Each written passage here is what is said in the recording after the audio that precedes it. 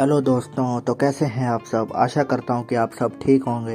अगर आपने मेरे चैनल को अभी तक सब्सक्राइब नहीं किया है तो मेरी आपसे रिक्वेस्ट है कि जल्दी से जाकर सब्सक्राइब कर दें। आज हम I got cheat skill in another world का 5th एपिसोड देखेंगे। तो बिना देरी किए हुए शुरू करते हैं। इस एपिसोड में हम देखते हैं कि वह दूसरी दुनिया का दरवाजा खोल के अंदर जा रहा होता है। फिर वहाँ पर वो देखता है कि एक बड़ा मॉन्स्टर छोटे मॉन्स्टर पर हमला कर रहा है।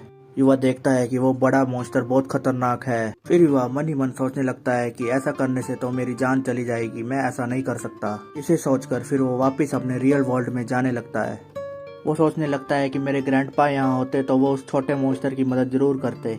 ऐसा सोचने के बाद फिर वो छोटे मॉन्स्टर को बचाने के लिए तैयार हो जाता है। फिर युवा सबसे पहले अपने एक भाले को उस बड़े मॉन्स्टर की तरफ फेंकता है। फिर वो उस मॉन्स्टर से लड़ने के लिए आगे जाता है, लेकिन वो देखता है कि वो तो खत्म हो चुका है। वो सोचने लगता है कि मेरे भाले ने ही उसको खत्म कर दिया। यह देखकर युवा खुश हो जाता है और सोचने लगता है कि आखिरकार मैं इतना डर क्यों रहा था। फिर युवा देखता है कि उस छोटे मॉन्स्टर को तो बहुत सारी चोटें लगी हुई हैं। फिर वो एक दवाई निकाल कर उसको दे देता है और उसे कहता है कि अगर तुम ये पियोगे तो तुम्हारी सारी चोट खत्म हो जाएगी। दवाई पीने के बाद वो छोटा मॉन्स्टर युवा को चाटने लगता है। इसका मतलब वो उसका दोस्त बन गया है। इसके बाद युवा उस छोटे मॉन्स्टर से पूछता है कि तुम्हारे पेरेंट्स कहाँ हैं। फिर वो छोटा मॉन्स्टर दुखी होकर कहता है कि वो तो नहीं है, वो तो चले गए। यह सुनने के बाद युवा कहता है कि क्या तुम मेरे घर चलना चाहोगे। फिर युवा स्क्रीन खोलकर उस छोटे मॉन्स्टर के बारे में सारी जानकारी बटोरने लगता है। वो देखता है कि ये मॉन्स्टर तो बहुत ज़्यादा पावरफुल है और इसका लेवल 500 है। फिर युवा उस छोटे मॉन्स्टर से कहता है कि अगर तुम अब मेरे दोस्त बन ही गए हो तो मैं तुम्हारा एक छोटा सा नाम रखना चाहूँगा।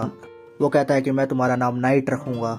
ये नाम उस छोटे मॉन्स्टर को भी काफी पसंद आ जाता है। इसके बाद वो युवा को गले लगा लेता है। फिर अगले सीन में हम देखते हैं कि युवा उस छोटे मॉन्स्टर के बालों को ब्रश करने लगता है। नाइट भी इसे काफी एंजॉय कर रहा होता है। इसके बाद हम देखते हैं कि युवा स्क्रीन में अपने लेवल को चेक करने लगता है। वो देखता है कि उसका लेवल ज्यादा इंक्रीज अभी तक नहीं हुआ है।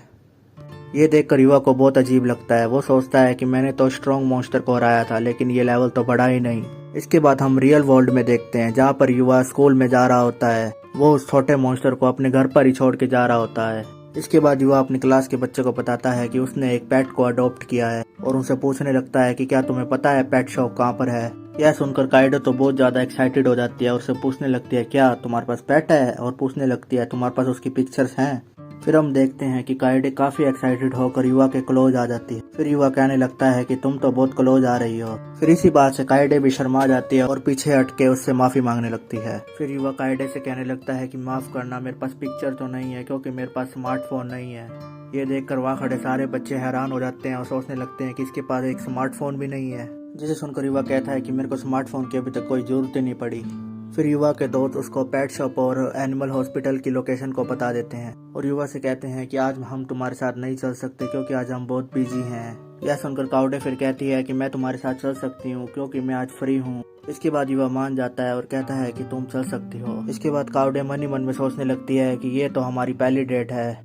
इसके बाद हम देखते हैं कि वो पेट जिसका नाम नाइट होता है वो दोनों उसके लिए शॉपिंग करने लग जाते हैं। शॉपिंग करने के बाद युवा अपने घर आ जाता है और वहाँ जाते ही नाइट उसको गले लगा लेता है। इसके बाद युवा नाइट से कहता है कि आज मैं तेरे लिए बहुत सारी शॉपिंग करके आया हूँ और कहता है कि इसमें मेरी एक क्लासमेट ने मेरी बहुत मदद कराई। फिर हम देखते हैं कि युवा नाइट के गले में एक पट्टा बांध देता है और कहता है कि तुम्हें ये घर पर पहनने की जरूरत नहीं है, जब तुम बाहर जाओगे जब इसे पहनना।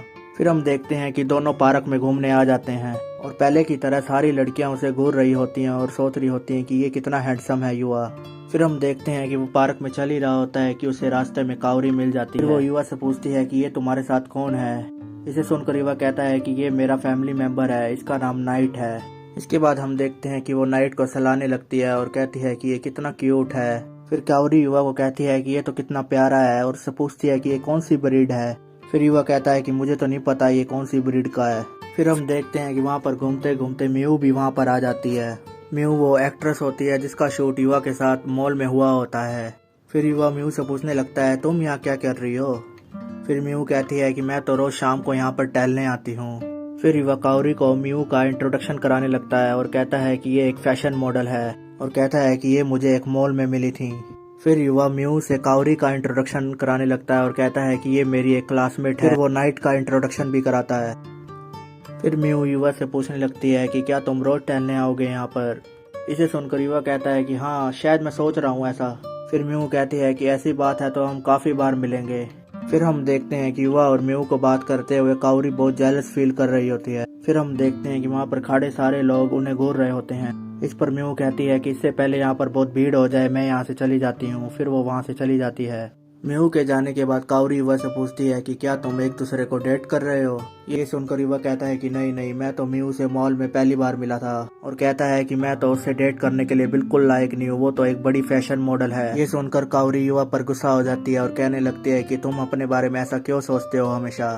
इसके बाद हम देखते हैं कि एक चोर पार्क में आई आंटी का पर्स लेके भाग रहा होता है। फिर युवा नाइट से कहता है कि जल्दी भागो और उसे पकड़ो। ये सुनकर नाइट भी उस चोर को पकड़ने के लिए दौड़ पड़ता है। फिर युवा उस बूढ़ी आंटी के पास चला जाता है और उस आंटी से कहता है कि आप चिंता मत करो, आपका पर्स जल्दी मिल जाएगा। फिर हम देखते हैं कि नाइट उस चोर को पकड़ लेता है। फिर युवा काउरी से कहता है कि जल्दी से पुलिस को फोन मिलाओ। ये सुनकर काउरी भी पुलिस को फोन लगा देती है। पुलिस का नाम सुनकर वो चोर काफी घबरा जाता है और अपनी जेब में से एक चाकू निकाल लेता है। फिर वो उस चाकू से काउरी के ऊपर हमला करने की कोशिश करता है। फिर हम देखते हैं कि युवा चोर का दोनों हाथ पकड़कर उसे नीचे पटक देता है। ये देखकर वहाँ खड़े सारे लोग तालियां बजाने लगते हैं और युवा की बहुत तारीफ करते हैं। फिर काउरी युवा से कहती है कि तुम ठीक तो हो ना, मुझे तेरी बहुत चिंता हो रही थी। ये सुनकर युवा कहता है कि हाँ, मैं बिल्कुल ठीक हूँ। फिर काउरी युवा को थैंक यू कहने लगती है और कहती है कि तुमने तो मेरी जान 2 बार बचाई है। फिर अगले सीन में हम देखते हैं कि वो चोर को पुलिस के हवाले कर देते हैं। फिर हम देखते हैं कि नाइट और युवा दूसरी दुनिया में दोबारा से आ जाते हैं और वहाँ पर उनका सामना बहुत सारे मॉन्स्टर से होता है। फिर हम देखते हैं कि दोनों मॉन्स्टर से भिड़ जाते हैं। हम देखते हैं कि नाइट भी मॉन्स्टर्स को बुरी तरह मार गिरा रहा होता है। फिर वो दोनों फॉरेस्ट के थोड़ी सी आगे और जाने लगते हैं। फिर आगे जाकर युवा को आवाज आने लगती है। फिर वो उस स्क्रीन का यूज करके इनविजिबल हो जाता है, जहाँ पर युवा देखता है कि उसके सामने एक डियर मॉन्स्टर खड़ा हुआ है जिसके सिंग बहुत पैने हैं। युवा स्क्रीन में देखता है कि इसका लेवल तो बहुत ज्यादा है, जिसके बाद वो डियर युवा को देखने लगता है। फिर युवा समझ जाता है कि उसकी इनविजिबिलिटी पावर उसके आगे काम नहीं कर रही है। फिर वो क्रिस्टल डियर युवा के ऊपर हमला करने आ जाता है। फिर हम देखते हैं कि युवा और नाइट दोनों अलग अलग डायरेक्शन में चले जाते हैं। फिर नाइट अपने पंजों से उस डियर पर हमला कर देता है। इस पर वो डियर अपने सिंग से फायर ब्लास्ट कर देता है और इससे वो नाइट पीछे जाके गिर जाता है। फिर हम देखते हैं कि वो डियर युवा के ऊपर वाटर ब्लास्ट कर देता है। इसके बाद युवा सोचने लगता है कि इस डियर के पास तो 2 मैजिक है और सोचने लगता है कि इसे हराना तो थोड़ा मुश्किल होगा।